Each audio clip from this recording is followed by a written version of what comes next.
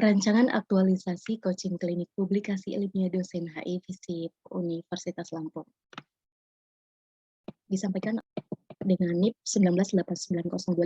19890215-2022-03-2005 dan Unit Kerja HI FISIP Hubungan Internasional FISIP Universitas Lampung. Dilatar belakangi oleh visi dan misi Presiden, yaitu untuk mewujudkan Indonesia maju yang berdaulat, mandiri, dan berkepribadian berdasarkan gotong royong. Juga misi untuk meningkatkan kualitas manusia Indonesia.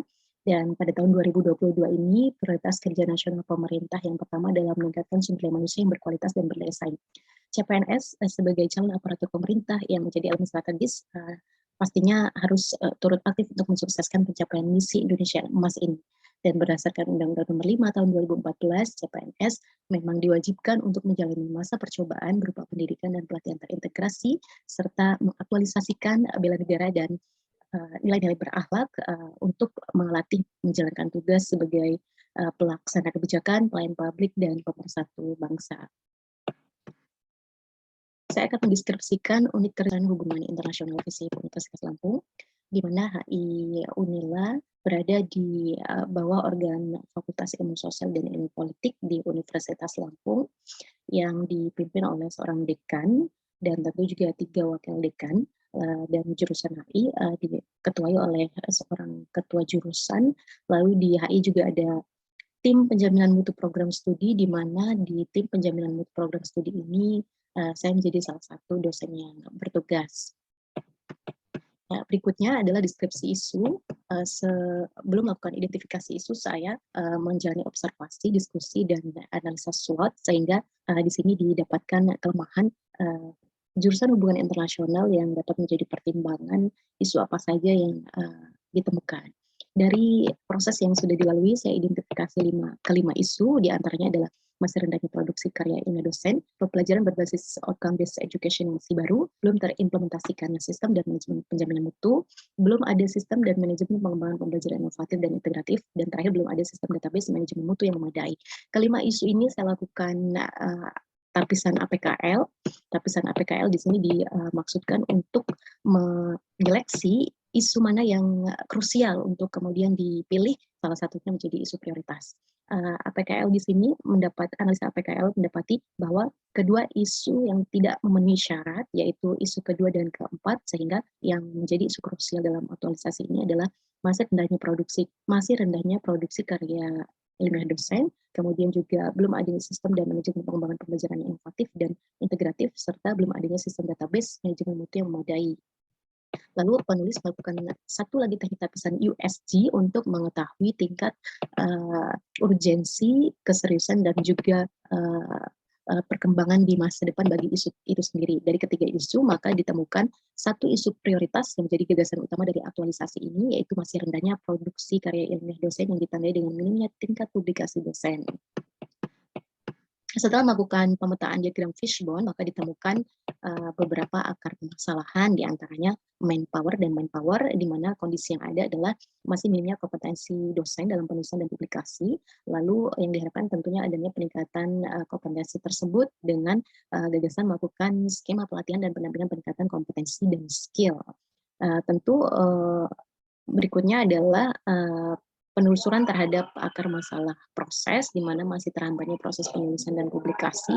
Lalu kondisi yang diharapkan tentunya berjalannya proses tersebut dengan baik, dan gagasan yang ditawarkan adalah penyediaan akses dan sumber referensi bagi dosen, seminar, dan coaching, dan membuat tim khusus. Kemudian aspek ketiga adalah material, di mana ketiadaan materi yang ada, lalu kondisinya tentu diharapkan terdapatnya materi tersebut, materi dapat berupa hasil riset, informasi, dan draft artikel yang bisa diselesaikan dengan terselesaikannya faktor manpower dan metode ya, atau proses.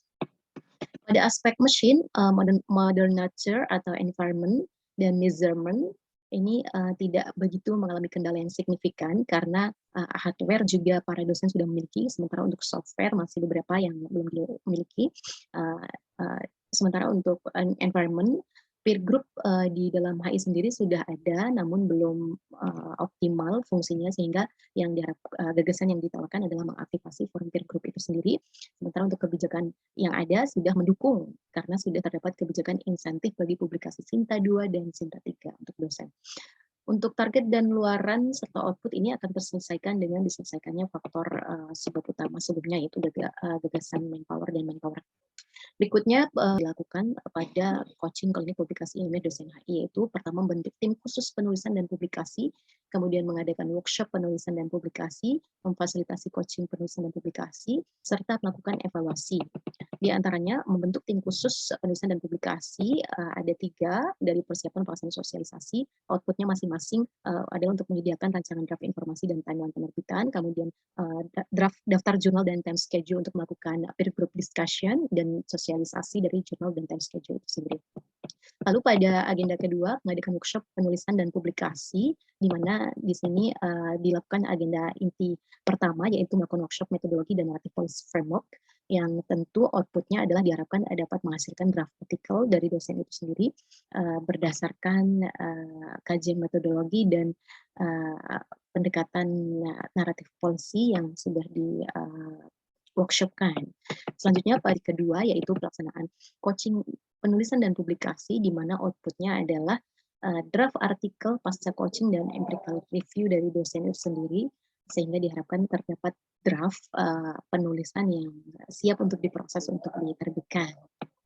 Kegiatan terakhir adalah evaluasi, tentu saja ini penting untuk melakukan evaluasi terhadap masing-masing kegiatan tadi, dan output dari kegiatan ini adalah laporan hasil evaluasi dan rekomendasi untuk selanjutnya.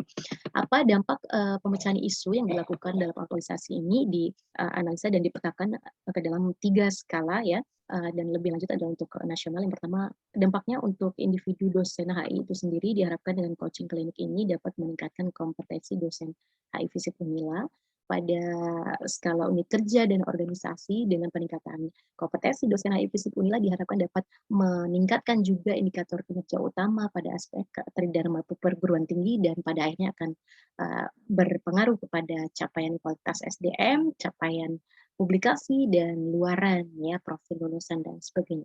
Pada skala masyarakat diharapkan dengan meningkatkan kompetensi dosen HI Visip Unila dalam penulisan dan publikasi ilmiah ini dapat berdampak pada kualitas pelayanan dosen itu sendiri kepada masyarakat ya. Masyarakat di sini stakeholder, mahasiswa, orang tua, dan juga dunia industri.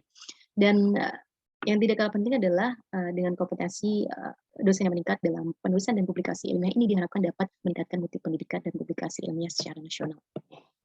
Jadwal kegiatannya akan dilakukan pada masa aktualisasi, diawali dari pembentukan tim khusus pada tanggal 25 sampai 25 Juli sampai 4 Agustus. Lalu agenda inti pertama dilakukan pada 18 Agustus sampai 24 Agustus. Agenda inti kedua dilakukan pada tanggal 25 sampai 30 Agustus, dan evaluasi terakhir dilakukan secara komprehensif pada tanggal 31 sampai 31 Agustus sampai 2 September 2022, dan harapannya pasca aktualisasi akan tetap dilakukan pembudayaan, pendampingan dan coaching untuk dosen dalam melakukan penulisan dan publikasi, dengan harapan kegiatan ini akan menjaga progresivitas dan produktivitas dari dosen dalam menulis dan melakukan publikasi itu sendiri.